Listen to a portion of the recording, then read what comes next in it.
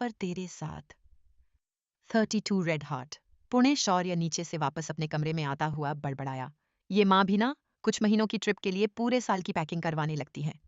यह कहते हुए वो जल्दी से आगे बढ़कर अपना बैग वगैरह सब दूसरी तरफ रखकर दोबारा अपना फोन चेक करने लगा। उसे लगा शायद हो सकता हो दिशा की कोई कॉल आए, मगर वहां कोई भी उसकी कॉल नहीं थी। अब तो शौर्य का भी मूड बिगड़ गया। वो बड़बड़ा कर बोला, हम वहां जाकर तो ये सब मुझे भूल ही गए हैं। उसने इतना कहा ही था कि तभी उसका फोन दोबारा बज उठा। शौर्य फोन की आवाज सुनकर खुशी लिए उसकी तरफ बढ़ा, मगर फोन पर शो हो रहे नाम को देखते ही उसका दोबारा मुंह भी बन गया। सामने रिम का फोन था। एक हल्की सांस छोड़कर उसने फोन उठाया तो सामने रिम की आवाज आई, शौर्य क्या कर रहा है तू? कब से फोन कर रही थी मैं? उसकी बात सुनकर शौर्य आंखें घुमाकर बोला, चल झूठी, अच्छे से जानता हूं कितना याद कर रहे हो तुम सब मुझे वहां। उसकी बात सुनकर दूसरी तरफ श्रेयांश की भी हंसती हुई आवाज आई, नहीं यार, हम सब सच में तुझे बहुत मिस कर रहे हैं, और अब तू भी जल्दी आ जा यहाँ अपनी बैंड मजे करने। उसकी बात सुनकर शौर्य की आंखें छोटी हो गईं। वहीं रिम और दिशा मुंह दुबकाए हंसने लगीं। शौर्य बोला, वैसे कैसा था आज का पहला दिन तुम सबका ऑफिस में? यह सुनकर श्रेयांश, दिशा, रिम तीनों का मुंह बन गया। सबको सुबह से हुई अपनी मरम्मत याद आने लगी। अचानक रिम फिर मुंह बनाए बीच में बोल उठी, तू आ तो फिर देख लेना यहाँ का वातावरण, हम तो काफी मजे कर रहे हैं, तेरे आने के बाद मजे और दुगुने हो जाएंगे। यह सुनकर शौर्य फिर हल्के गुस्से के साथ बोला, तुम सब भी ना, ये घूमना फिरना बाद में कर लेना, भूलो मत कि हम वहां क्यों हैं, समझे? यह सुनकर अब दिशा मन में आरव के बारे में सोचते हुए बोली, हम वो हमें भूलने भी नहीं देंगे। रिम, श्रेयांश दोनों ऐसे ही शौर्य के संग बातों में लगे रहे कि अब शौर्य से भी और रहा नहीं गया। अब उसने दिशा के बारे में पूछ ही लिया, रिम, श्रेयांश और बाकी सब ठीक है ना वहां? उसके मुंह से बाकी सब सुनकर रिम, श्रेयांश दिशा को देखकर हंसने लगे। वहीं दिशा गुस्से से दूसरी तरफ मुंह फेरकर बोली, उससे कह दे कि मुझे उससे कोई बात नहीं करनी। उसकी आवाज तेज थी। जाहिर सी बात है, ये आवाज शौर्य ने भी सुन ली। वो हल्की झुंझलाहट में बोला, दिशा, अब क्या क्या मैंने जो तू फिर नाराज हो गई? यह सुनकर दिशा बिना फोन और उन सब की तरफ देखे बोली, खुद से पूछ, समझा? वहीं अब फट से श्रेयांश बोला, अरे अब बता भी दो दिशा, वैसे भी आधी लड़ाइयों में तो इसे खुद भी समझ नहीं आता कि गलती क्या थी इसकी। यह कहकर वो और रिम दोनों हंस दिए। वहीं शौर्य बच्चों जैसा मुंह बनाए बोला, जाने दें श्रेयांश, मुझे भी अब बात नहीं करनी इससे। अब आऊंगा ना, फिर भी बात नहीं करूंगा हूं। उसकी बात सुनकर दिशा आंखें घुमाती हुई बोली, हूं तो मैं क्या मरी जा रही हूं, मुझे भी बात नहीं करनी, समझा? उन दोनों की लड़ाई बढ़ती देख रिम बीच में उन्हें शांत करवाती हुई बोली, अरे बाबा, अब तुम दोनों भी ना बच्चों जैसे शुरू मत हो जाना। और दिशा, तू बता तो सही, इसने किया क्या है? ये सुनते ही दिशा झट से बोल उठी, तू नहीं जानती कि इसने हमारे कॉलेज के उस लड़के, क्या नाम था उसका? दिशा याद करते हुए बोली, हाँ सुमित, उसकी क्या हालत की है, बेचारा अब हॉस्पिटल में एडमिट है। यह सुनकर श्रेयांश और रिम हैरान हो गए। रिम बोली, क्या? मगर क्यों शौर्य, तुमने ऐसा क्यों किया? यह सुनकर शौर्य बात पलटता हुआ बोला, बस ऐसे ही, मेरा दिमाग खराब कर रहा था वो। यह सुनकर दिशा फट से बोली, दिमाग घर खराब कर रहा था, ज्यादा बन मत, आंटी ने मुझे फोन करके सब बता दिया। और शौर्य, उसने बस मजाक ही किया था, तुझे ऐसा नहीं करना चाहिए था। यह सुनते ही शौर्य का दिमाग फटने सा हुआ।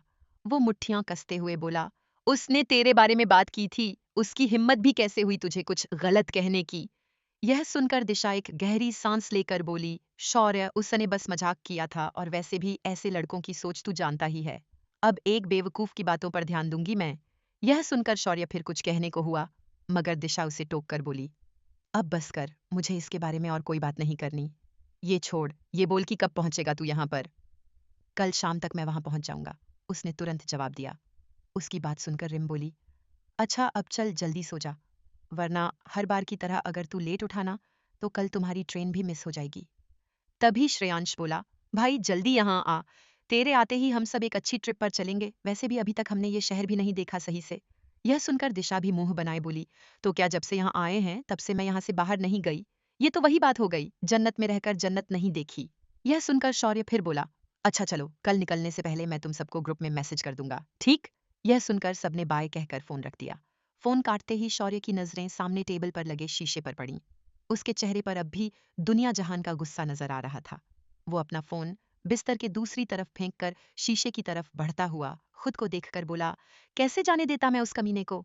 दिशा, किसी के मुंह से तुम्हारी बुराई तो क्या, जिक्र भी नहीं सह सकता मैं, ना आज ना कभी।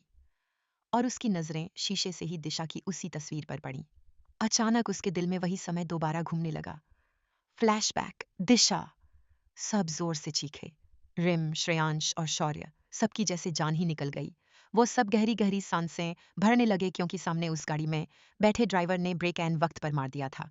मगर दिशा, वो नहीं रुकी। वो तेजी से भागते हुए आगे बढ़ने लगी। सड़क के दूसरी तरफ पहुंचकर उसने जल्दी से बीच सड़क पर जमीन पर पड़े उस जख्मी पप्पी को अपनी गोद में उठा लिया। अब जाकर वो जैसे ही सड़क से दूर हुई, वैसे ही सबकी जान वापस आई।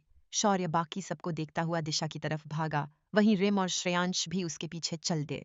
वो तो अच्छा था कि इस बारिश के मौसम में इन फिसलती खतरनाक सड़कों पर भी ड्राइवर ने झटके से गाड़ी संभाल ली, वरना आज कोई बड़ा हादसा भी हो सकता था। गाड़ी जैसे अपनी ही जगह पर थमी रही, मगर उसमें से कोई बाहर नहीं निकला। श्रेयांश, रिम और शौर्य जैसे ही दिशा की तरफ पहुंचे, वैसे ही गाड़ी वापस अपनी रफ्तार में आगे निकल गई। दिशा अपनी गोद में उस पप्पी को लिए बोली, तुम ठीक हो? उसकी बात पूरी भी नहीं हुई थी कि अब शौर्य गुस्से में दिशा के करीब बढ़ा और उसे कंधे से पकड़कर लगभग उस पर बरसता हुआ बोला, पागल हो गई है तू दिशा, क्या हरकत थी ये, सोचा भी है तूने कभी? तुझे कुछ हो जाता तो मेरा क्या होता?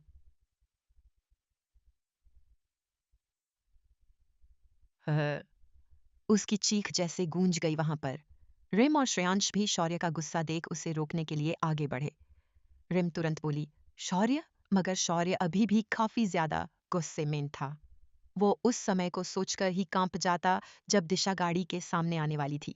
वहीं दिशा भी बच्चों की तरह मुंह बनाए बोली, अगर मैं यहाँ नहीं आती तो इस पप्पी को कुछ हो जाता तो? रास्ते पर इतनी गाड़ियां चल रही हैं। ये सुनकर अब शौर्य का दिल अपने ही सर पटक लेने को करने लगा। वो सिर पर हाथ रखे दांत पीस कर बोला, पागल, तो तुम्हें आसपास देखते हुए आगे बढ़ना चाहिए था। उन दोनों को ऐसे रास्ते पर लड़ते देख अब श्रेयांश भी उन्हें रोकता हुआ बोला, तुम दोनों अब ये सब छोड़ो, चलो घर चलते हैं, वैसे भी काफी लेट हो चुका है, समझे? उसकी बात सुनकर दिशा मुंह बनाए तुरंत बोली, और गोलगप्पे? उसके मुंह से अभी इतना सब हो जाने के बाद गोलगप्पे का नाम सुनकर तो सबके सब हैरान ही रह गए। होना क्या था फिर? दिशा ऐसे तो जाती ही नहीं और बाकी रिम और श्रेयांश, वो भी पीछे हटने नहीं वाले थे। आखिर में शौर्य को ही हार माननी पड़ी। वैसे उस दिन गोलगप्पों की रेस एक बार फिर शौर्य हार गया और जीती दिशा। Flashback and.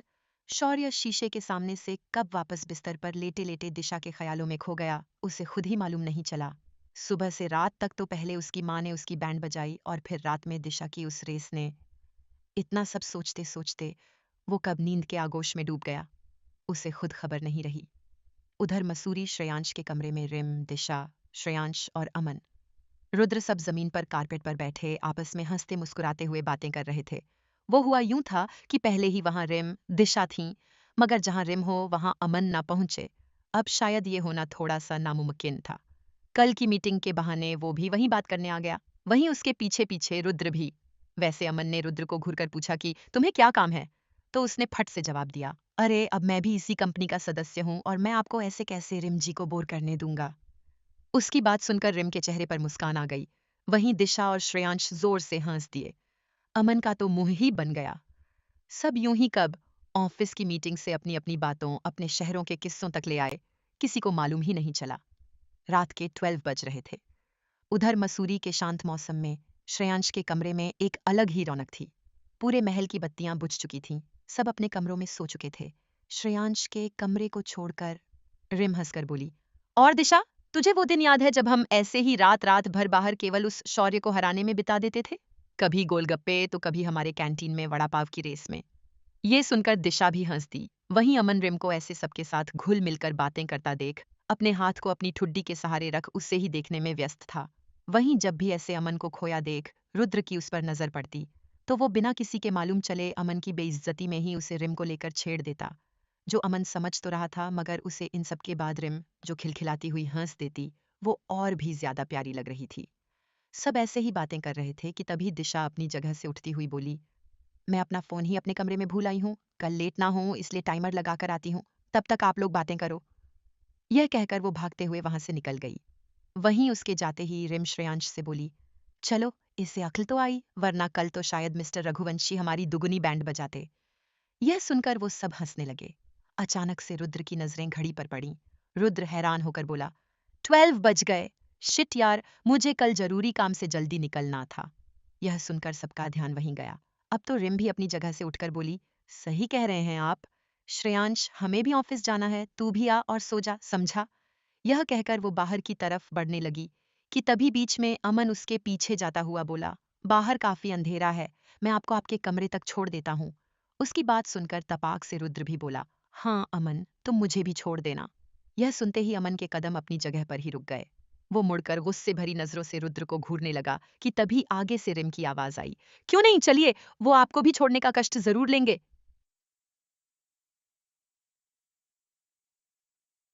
यह कहकर वो सब निकल गए। वहीं उन तीनों के जाते ही श्रेयांश भी एक बड़ी अंगड़ाई लेकर बोला, अब मैं भी सो जाता हूं। यह कहकर वो लाइट्स बंद कर बिस्तर पर पसर गया। लेटते ही उसे गहरी नींद आ गई। उधर दिशा रात के अंधेरे में आगे बढ़ती जा रही थी। चारों तरफ बस अंधेरा था। उजाला था भी तो सामने खिड़कियों से आती चांद की रोशनी का। दिशा के बढ़ते कदमों के बीच ठंडी हवाओं से हिलते पर्दे। दिशा बाहर की तरफ देखकर बोली, शाम को मौसम तो ऐसा था मानो भगवान ऐसे बरसेंगे कि यहाँ बाढ़ ही आ जाएगी, और रात होते होते देखो सारे बादल उड़ गए। वो एक हल्की हंसी के साथ बोली, शायद ये सब भी अंधेरे के डर की वजह से बोल रही थी। दिशा कुछ कदम ही आगे बढ़ी थी कि तभी उसे अपने ठीक पीछे कोई आहट सुनाई दी। वो झटके से पलटी, मगर वहां कुछ नहीं था। अंधेरे और डर से उसकी सांसें तेज होने लगीं। धड़कनों के दौड़ने से पहले उसने खुद को जल्दी कमरे में पहुंचाना ज्यादा जरूरी समझा। वो जैसे ही 2 कदम आगे बढ़ी, वैसे ही उसके कानों में कुछ तेजी से टूटने की आवाज आई। शायद कांच जैसा कुछ टूटा था। दिशा ने जल्दी नजरें उस तरफ कीं जहां से आवाज आई थी। सामने हल्के खुले दरवाजे से अंदर कमरे में जलती रोशनी आ रही थी। दिशा ठिठक गई। वो आवाज रेलिंग से दूर, दूसरी तरफ आरव के कमरे से ठीक दूसरी तरफ वाले कमरे में से आ रही थी। दिशा का दिल बेचैन हो उठा। न जाने कैसे और कब उसके कदम डरते डरते उस तरफ बढ़ने लगे। धीरे धीरे आंखों में कंपकंपी लिए वो ठीक उस कमरे से थोड़ी दूरी पर पहुंची तो अचानक उसके कदम बीच में ही रुक गए। वो हैरानी में बोली, वहां जाना सही होगा या नहीं? अगर मिस्टर रघुवंशी वहां हुए तो? या हो सकता है वो आवाज मेरा वहम थी। दिशा यह आवाज इसलिए कर रही थी क्योंकि आवाज इतनी तेज थी कि अब तक तो वहां जग रहे गार्ड्स या आरव को खुद वहां पहुंच जाना चाहिए था। मगर कमरे से कोई नहीं निकला। आरव का भी कमरा अंदर से बंद था। दिशा खुद को समझाती हुई बोली, वापस कमरे में चलना चाहिए। हाँ, यहाँ रुकना ठीक नहीं। ये कहकर वो वापस मुड़ने को हुई कि तभी एक बार फिर उसके कानों में छन छन आवाजें बजने लगीं।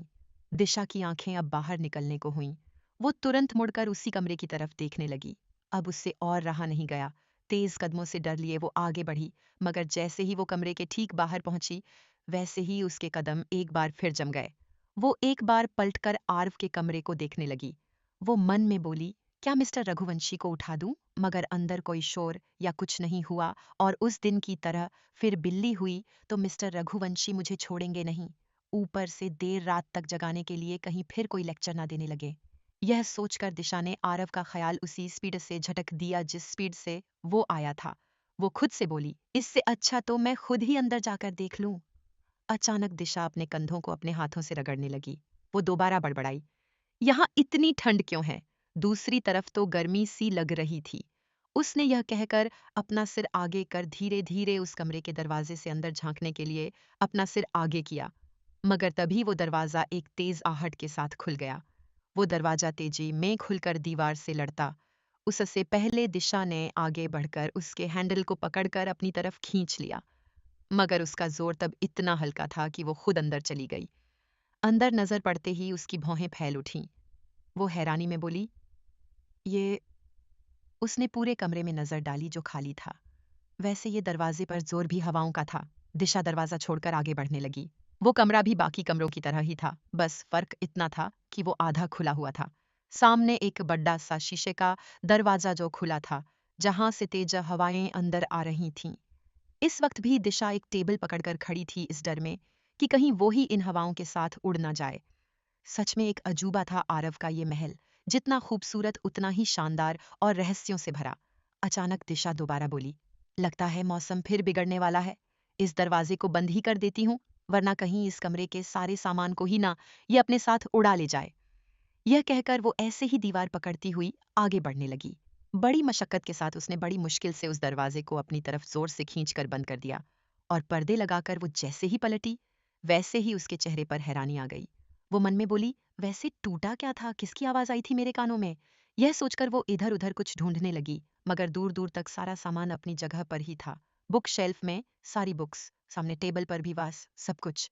दिशा एक गहरी सांस लेकर सामने लगी घड़ी को देखती हुई बोली, यार 12.16 हो गए हैं।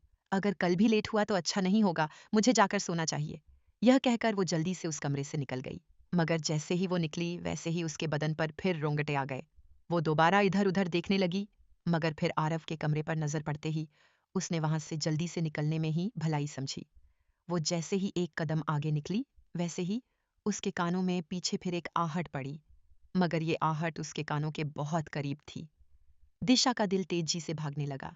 वो इस ठंड में भी पसीने के साथ पलटी, मगर हर बार की तरह उसके चेहरे पर वही भाव होते, कुछ न सामने होने के भाव। अब यूं उसे खुद पर ही गुस्सा आने लगा। वो खुद से बोली, सही डांटते हैं सब मुझे, ज्यादा ये भूतिया पिक्चरें नहीं देखनी चाहिए। यह कहकर वो जैसे ही वापस पलटी, वैसे ही उसका पैर जमीन पर बिछे कारपेट में उलझ गया। वो मुंह के बल गिरने को हुई, मगर तभी किसी ने आगे बढ़कर उसकी कमर से उसे पकड़कर अपनी तरफ जोर से खींच लिया।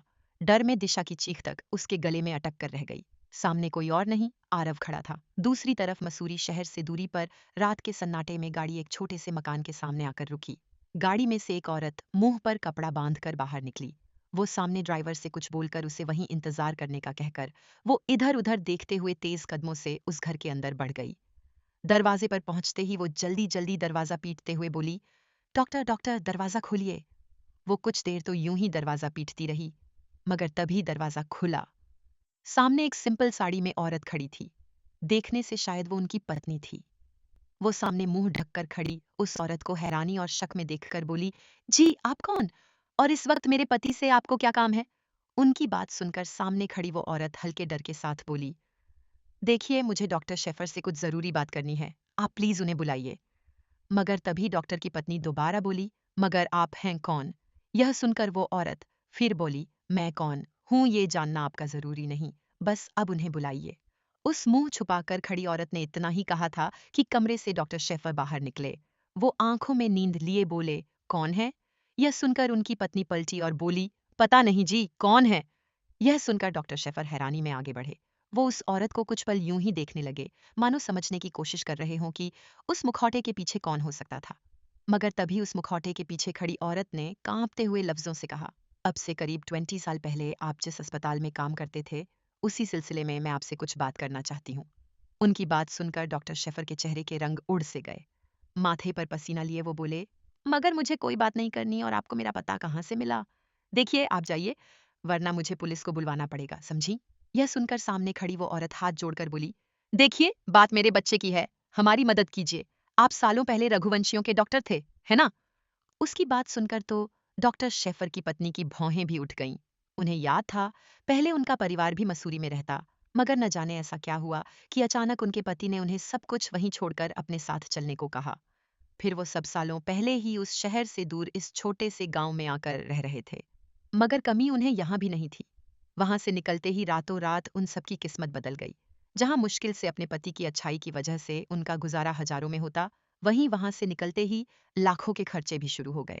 और जब वो इसके बारे में सवाल करती तो जवाब होता कि उनका प्रमोशन हुआ और यहाँ एक अच्छी जॉब थी, बस इसलिए वो सब यहाँ हैं। अचानक डॉक्टर शेफर अपनी पत्नी से बोले, मैं इनसे बात करके आता हूँ, कमरे में गुड़िया रो रही है। यह सुनकर उनकी बीवी उन्हें रोकती, मगर उससे पहले ही डॉक्टर शेफर उस औरत के साथ वहां से अपने घर में ही बने छोटे से केबिन की तरफ बढ़ गए। वहीं उनकी बीवी बस उन्हें जाते देखती रह गई। कमरे में आते ही शेफर सामने लगे सोफे पर बैठे तो उस औरत ने तुरंत अपने चेहरे पर से वो कपड़ा हटा लिया। अब तक जहां शेफर के चेहरे पर हैरानी थी ये जानने की कि सामने कौन है, वहीं अब गुस्सा आ चुका था।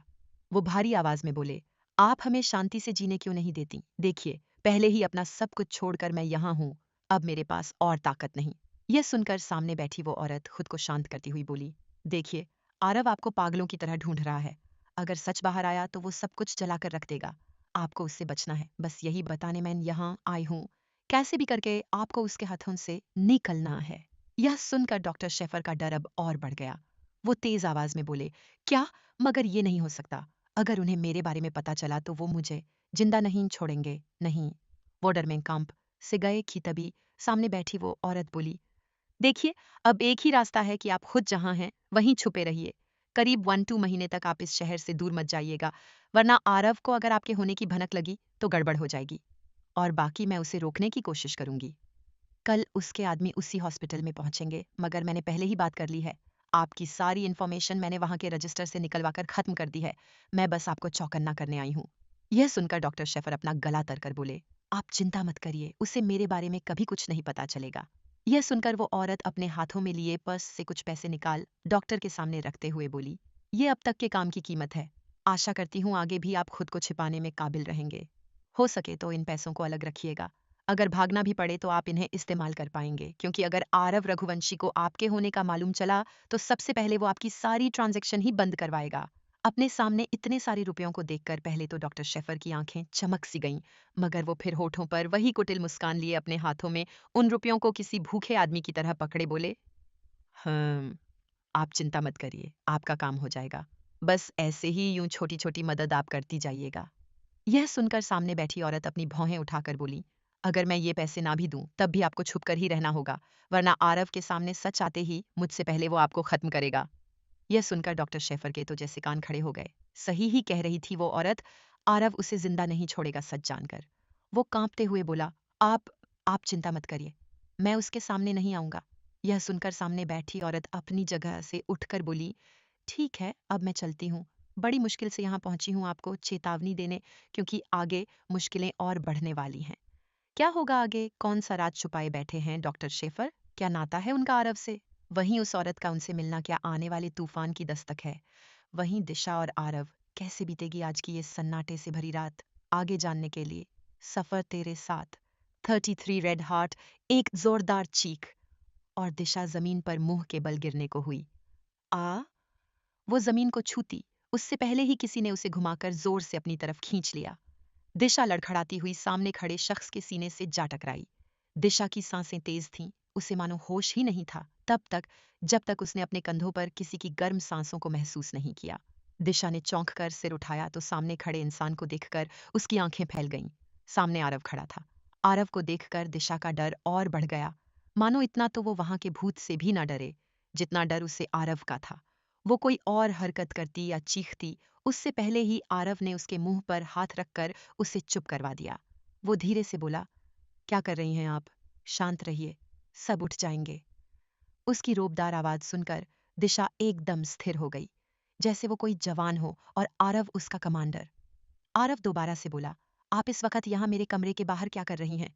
यह सुनकर दिशा कांपती हुई आवाज में बोली, वो उस कमरे से।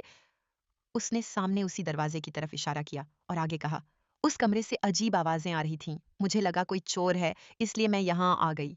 मगर अंदर कोई नहीं था, खिड़की खुली थी, इस वजह से पर्दे हिल रहे थे।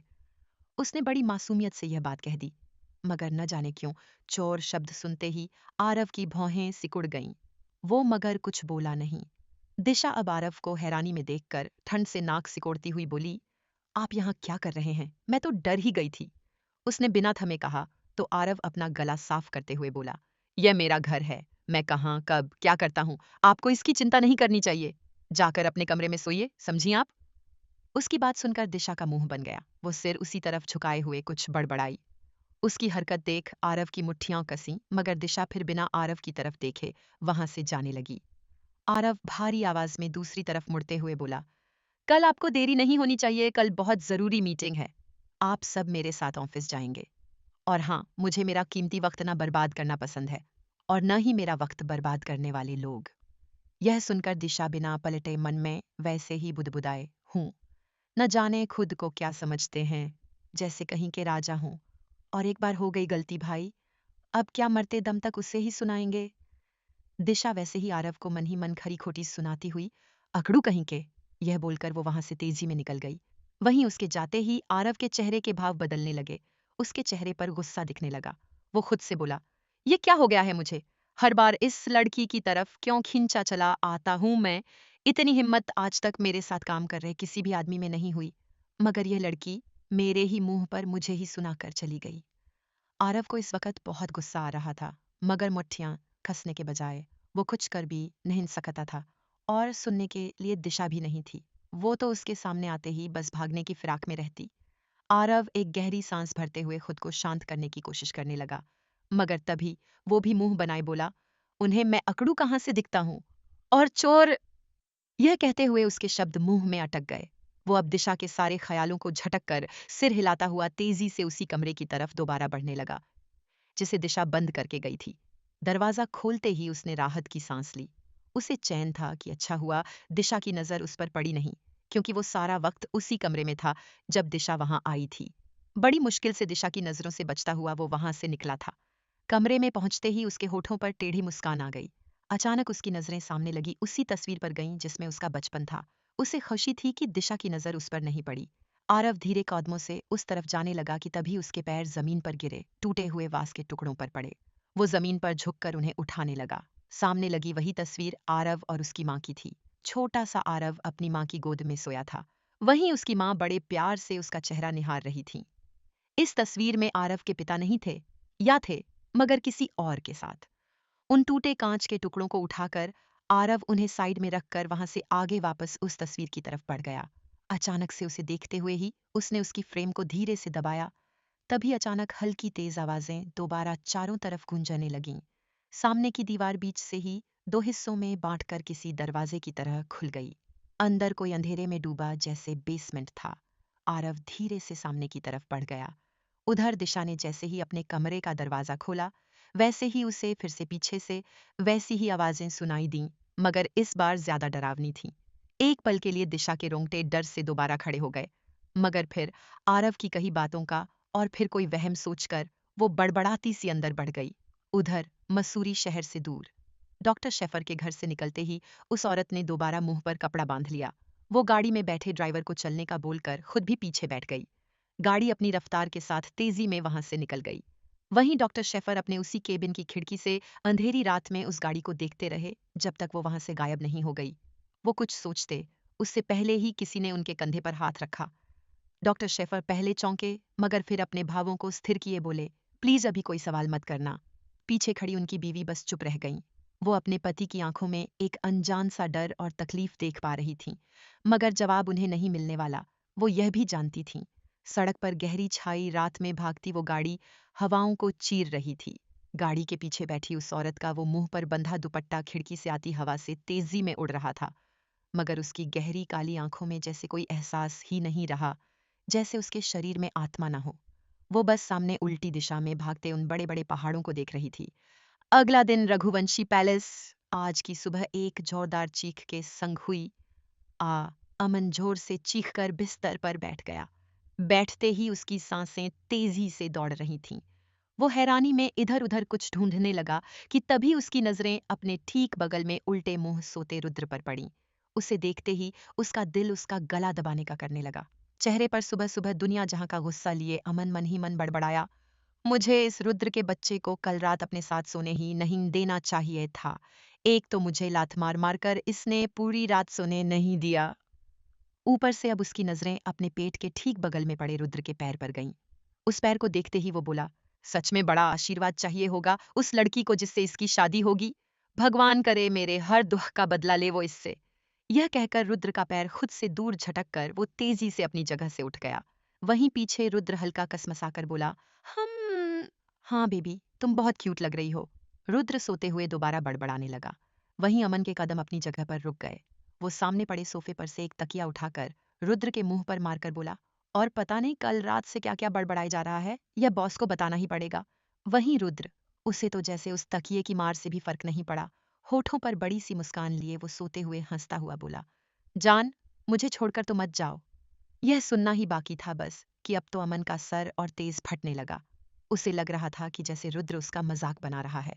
कुछ देर इधर उधर कुछ ढूंढते रहने के बाद उसकी नजरें अपने फोन पर पड़ीं। वो आरव को फोन करके उसकी शिकायत करने ही जा रहा था कि तभी उसके हाथ रुक गए। अमन बच्चों जैसा मुंह बनाकर बोला, बॉस को भी फोन नहीं कर सकता इस वक्त। वो पक्का गार्डन में जॉगिंग कर रहे होंगे या जिम में होंगे। अगर अब भी कुछ कहा तो सुबह सुबह मेरी दूसरी बैंड बजा देंगे। वो ऑफिस में जो पहली बजाए हैं वो अलग। अमन के पास गुस्से में रुद्र को घूरकर गालियां देने के अलावा और कोई ऑप्शन नहीं बचा, मगर उसने इस ऑप्शन को भी छोड़कर बाहर ही अपना कोई बसेरा ढूंढना ज्यादा सही समझा। वैसे भी पत्थर पर सिर मारकर खुद को ही चोट लगती है। यह बड़बड़ाता हुआ वो आगे बढ़ गया।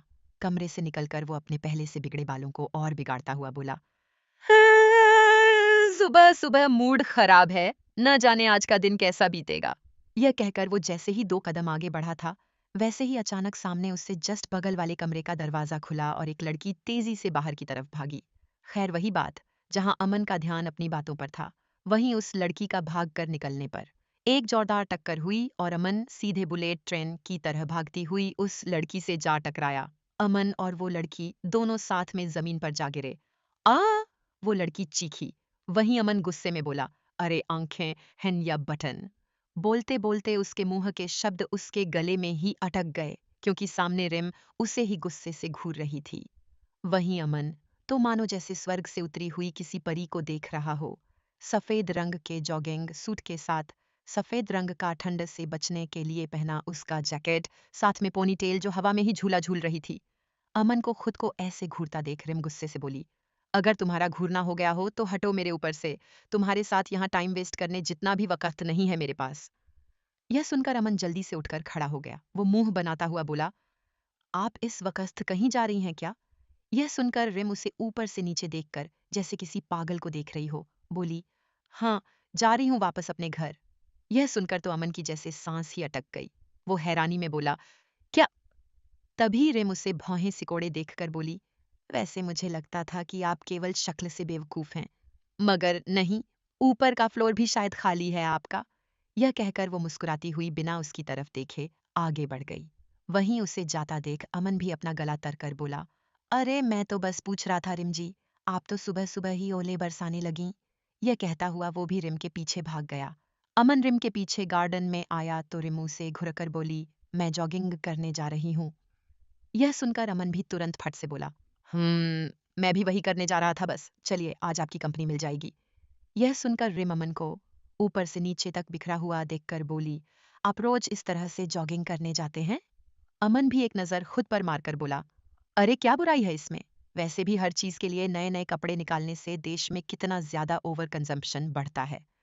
मेरे जैसे समझदार नागरिक को देखकर इसके बारे में सोचना चाहिए। वो रिम को देखकर फिर बोला, आप मेरे साथ रहा करिए, समझदार हो जाएंगी। यह सुनते ही रिम उसे घूरने लगी तो अमन तुरंत झेंप कर बोला, मतलब मैं आपके साथ रहूंगा तो आप वैसे ही समझदार हैं बहुत और समझदार हो जाएंगी। वो हंसकर बोला तो रिम वहां से बाहर गेट की तरफ बढ़ने लगी। अमन उसे देख पीछे से बोला, अरे आप गार्डन में जॉगिंग नहीं करेंगी? यह सुनकर रिम बिना पलटे बोली, नहीं, मुझे बाहर जाना है नेचर में। यह सुनकर अमन भी उसके साथ जाता हुआ बोला, वाह, मुझे भी नेचर बहुत पसंद है, चलिए मैं भी चलता हूँ। वो इतना कहकर आगे भागा ही था कि तभी वहां जिम से निकलकर अपनी आगे की एक्सरसाइज को पूरा करने के लिए आरव गार्डन की तरफ बढ़ता हुआ निकला। मगर तभी उसकी नजरें सामने अमन पर गईं। उसे देख उसे काफी हैरानी हुई। वो खुद से बोला, 3 बजे से पहले तो इसकी नींद नहीं खुलती, फिर यह इस वक्त। अचानक आरव को आज की मीटिंग का ख्याल भी आया।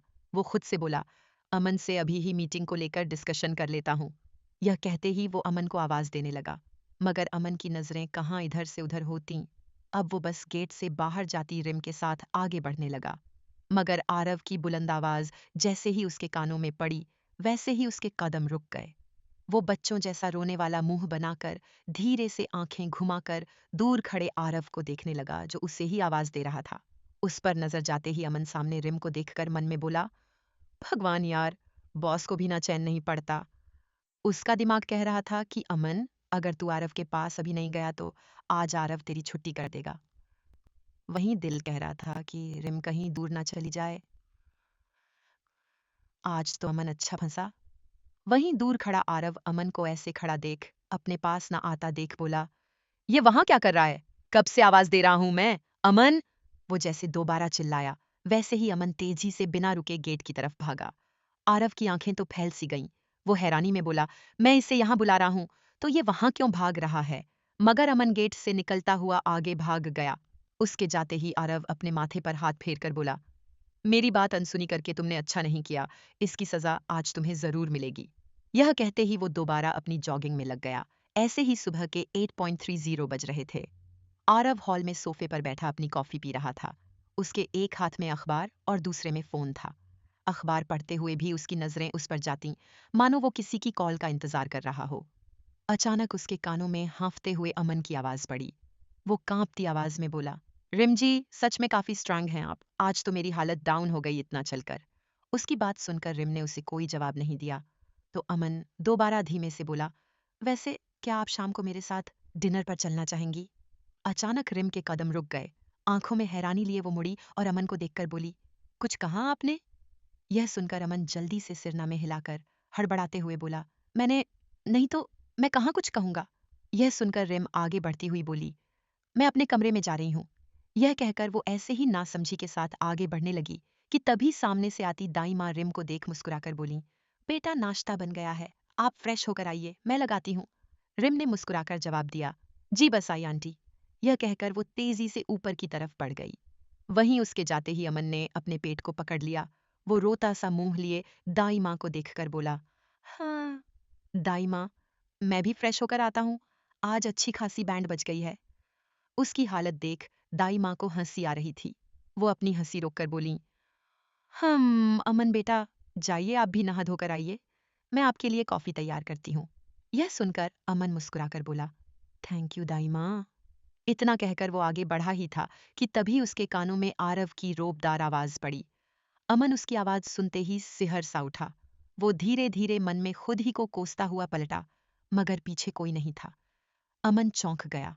वो मन ही मन बोला, कभी कभी लगता है बॉस भी मुझे पागल बनाकर मानेंगे। अरे इतने में तो मुझे सपनों में लड़कियों की आवाज आज तक नहीं आई जितनी जागते हुए बॉस की आ जाती है।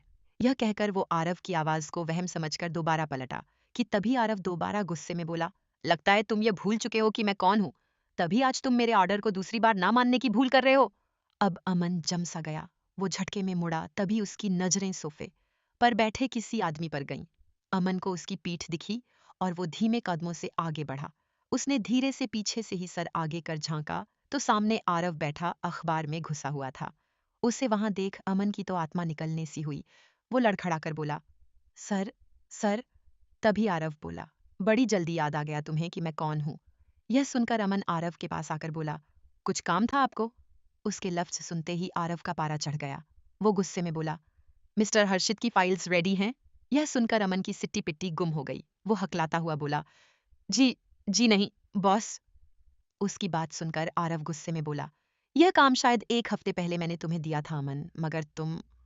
अमन फट से कुछ सोचता हुआ बोला, मगर बॉस, मिस्टर हर्षित की जब मैं फाइल्स रेडी कर रहा था तब आपने ही कहा था कि पहले आप उनके साथ मीटिंग करेंगे, फिर आगे कोई बात होगी।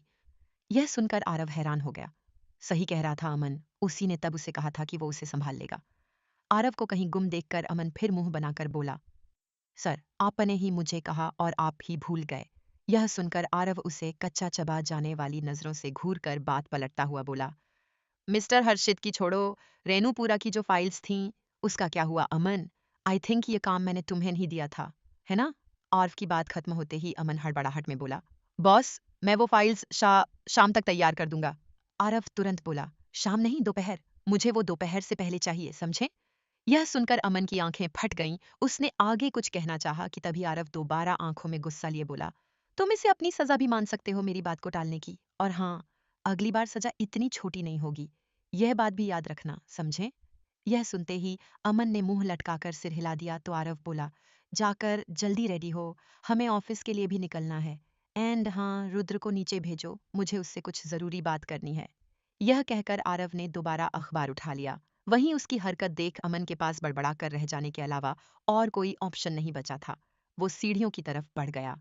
जैसे ही वो ऊपर की मंजिल पर पहुंचा, वैसे ही उसकी नजर सामने से आती दिशा पर पड़ी। उसे देख दिशा मुस्कुराते हुए बोली, गुड मॉर्निंग अमन। अमन भी उसकी मुस्कान के साथ मुस्कुराने की कोशिश करता हुआ मन में बोला, खाक मॉर्निंग, मेरे बॉस का बस चले तो वो मेरी जिंदगी में मॉर्निंग भी ना आने दे। दिशा अमन को चुप देख बोली, क्या बात है, आप काफी परेशान लग रहे हैं।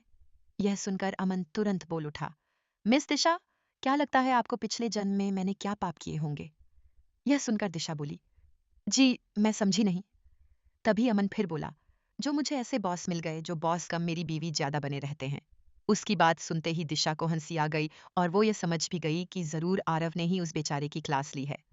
दिशा अमन को देख तुरंत बोली, चिंता मत करिए, दुख के बादल ज्यादा दिन नहीं रहते, आपकी भी जिंदगी में बहुत जल्द खुशी आएगी।